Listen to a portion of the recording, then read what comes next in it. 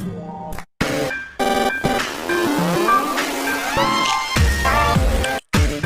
few moments later. Halo guys, kali ini saya akan membahas respon bangsa Indonesia terhadap kolonialisme dan imperialisme di bidang politik. Kalau kita bahas politik, yang pertama kali kita pikirkan pasti tentang pekerjaan para anggota pemerintah. Namun, pada masa penjajahan dulu, bagaimana isi dari politik tersebut? Pada masa lalu sendiri, politik yang pertama kali muncul adalah politik etis. Apa itu politik etis?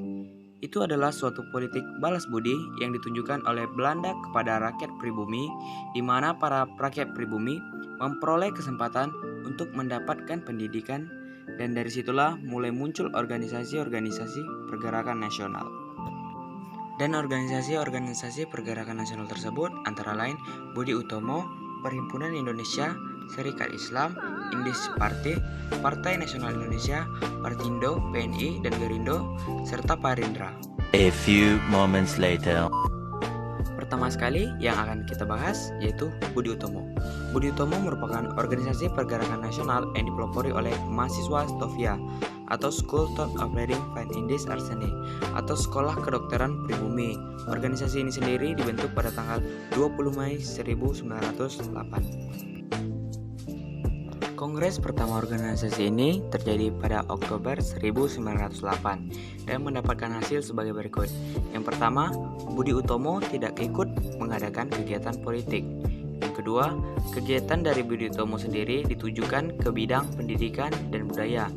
Lalu yang keempat, ruang gerak terbatas pada daerah Jawa dan Madura, serta terpilihnya RT Tirto Kusumo sebagai ketua dari Budi Utomo. Pada awalnya, organisasi ini terbilang cukup populer.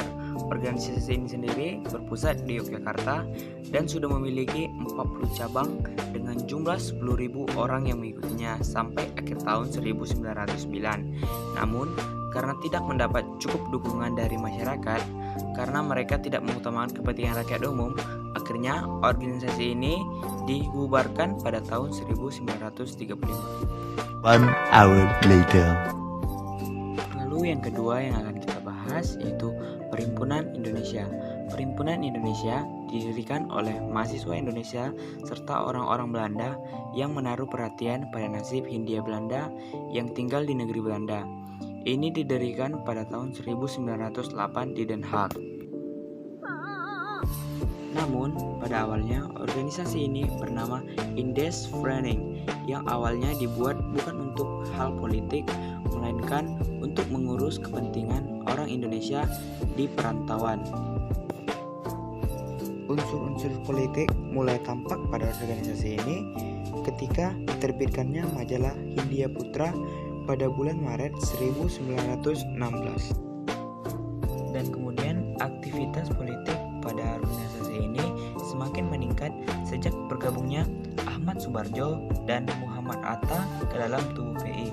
Bahkan kemudian PI menegaskan bahwa tujuan PI adalah Indonesia merdeka yang akan dicapai bersama.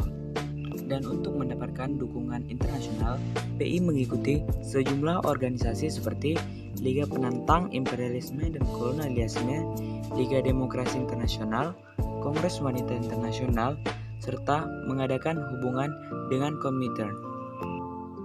Meskipun hanya beranggotakan 38 orang saja, organisasi ini tetap mempunyai pengaruh besar di tanah air, dan dari pengaruh tersebut muncullah PPPI dan JONG Indonesia. Namun sayangnya organisasi ini harus bubar pada Juni 1927. PI dituduh menjalin hubungan dengan PKI untuk melakukan pemberontakan, sehingga diadakan penggeledahan terhadap tokoh-tokoh PI yang akhirnya dibebaskan dari tuduhan karena tidak terbukti bersalah.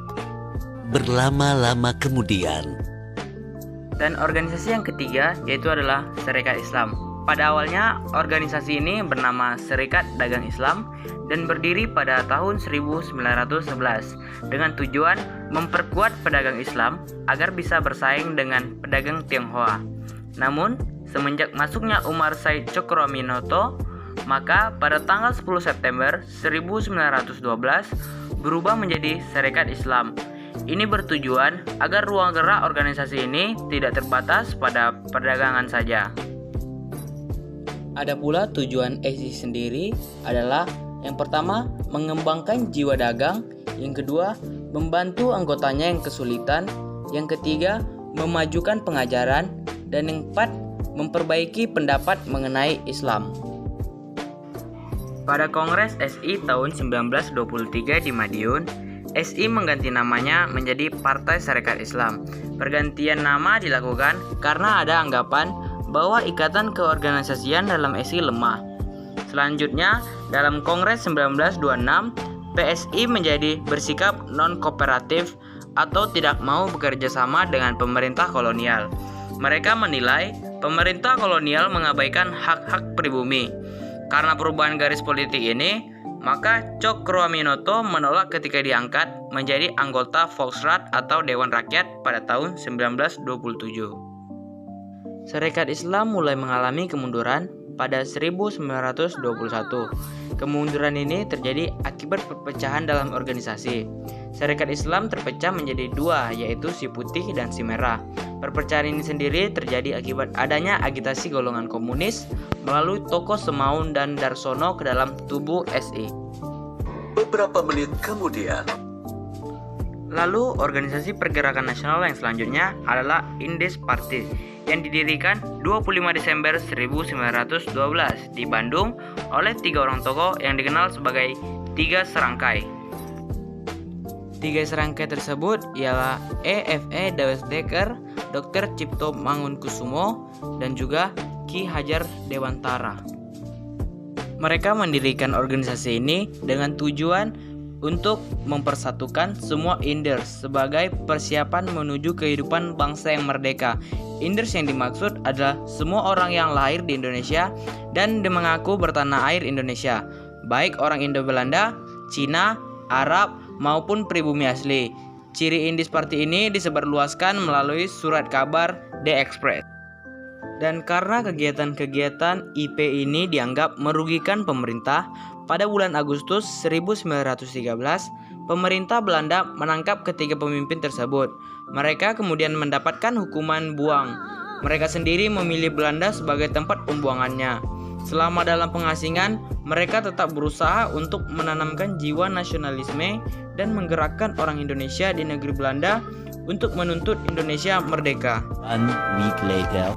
Organisasi berikutnya adalah Partai Nasional Indonesia. Partai Nasional Indonesia pada mulanya didirikan oleh Soekarno dan para anggota Aglement Studi Club pada tanggal 4 Juli 1927 dengan nama Perserikatan Nasional Indonesia. Banyak juga tokoh-tokoh PNI adalah mantan anggota Perhimpunan Indonesia yang pulang ke tanah air. Barulah pada bulan Mei 1928, nama organisasi ini berubah menjadi Partai Nasional Indonesia. Tujuan PNI sendiri adalah Indonesia Merdeka, dan tujuan ini akan dicapai dengan azas percaya diri sendiri, artinya memperbaiki keadaan politik, ekonomi, dan sosial budaya yang rusak karena penjajahan dengan kekuatan sendiri. Untuk itu, PNI berupaya mempersatukan seluruh rakyat Indonesia dari berbagai kelompok, agama, etnis, dan kelas, walaupun pendukung terbesarnya adalah kelas menengah dan petani abangan. Walaupun lebih kecil dari Sarekat Islam, PNI sendiri membuat khawatir pemerintah kolonial. Dengan begitu, mereka akhirnya menangkap 4 tokoh PNI, dan mereka yang ditangkap itu adalah Insinyur Soekarno, R. Gatot Mangkupraja, Masku Sumadireja, dan Supriyadinata. Dan karena keempat pemimpin PNI ditangkap dan untuk alasan keselamatan, maka PNI kemudian dibubarkan pada bulan April 1931. 1 eternity later. Organisasi selanjutnya yang akan kita bahas yaitu Partindo, PNI Baru, dan Gerindo. Partindo berawal dari pembentukan yang diawali dengan pembubaran PNI, dan kemudian anggota-anggota yang menyetujui pembubaran tersebut membentuk satu organisasi yang disebut Partai Indonesia atau Partindo pada tanggal 30 April 1931 dengan Mr. Satono sebagai ketuanya. Dan para anggota yang tidak menyetujui pembubaran tersebut menamakan diri mereka sebagai golongan merdeka, dan mereka membentuk suatu organisasi yang diberi nama Pendidikan Nasional Indonesia Baru atau PNI baru pada bulan Desember 1931. PNI baru ini dipimpin oleh Muhammad Hatta dan Sultan Syahrir. Pemerintah kolonial yang mendengar hal tersebut khawatir terhadap PNI baru maupun Partindo, sehingga mereka melakukan pengawasan ketat dan pada akhirnya di bulan Februari 1934 Muhammad Hatta dan Sultan Syahrir ditangkap dan diasingkan ke Papua.